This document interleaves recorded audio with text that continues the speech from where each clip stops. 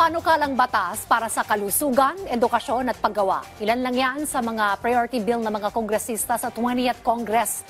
Bilang paghahanda sa pagbubukas ng bagong kongreso, kanina bumisita rin sa Kamara si Akbayan Party List Representative-elect Shell Jokno. Yan ang ulat ni Melales Morales.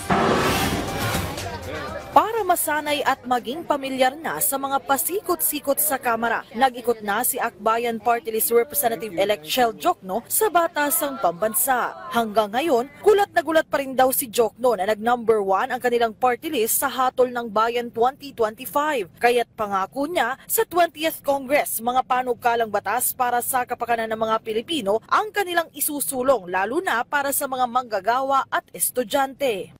Ay, siyempre, shook na shook kami. Hindi namin na-expect yung sobrang pagtaas ng presyo ng bilihin, yung issues natin sa education crisis, yung ating unemployment and underemployment, at ang West Philippine Sea.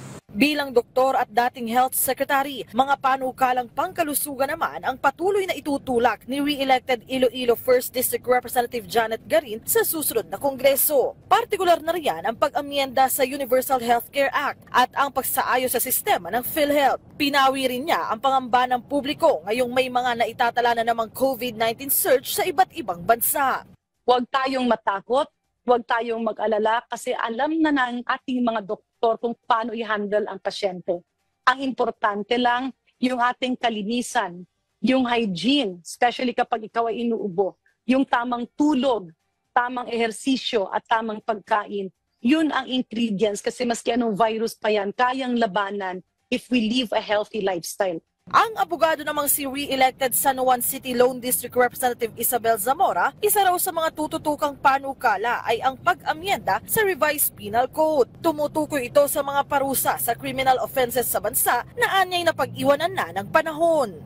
Importante yon dahil kailangan makatugon na tayo sa makabagong panahon. A lot of our penal laws are archaic already.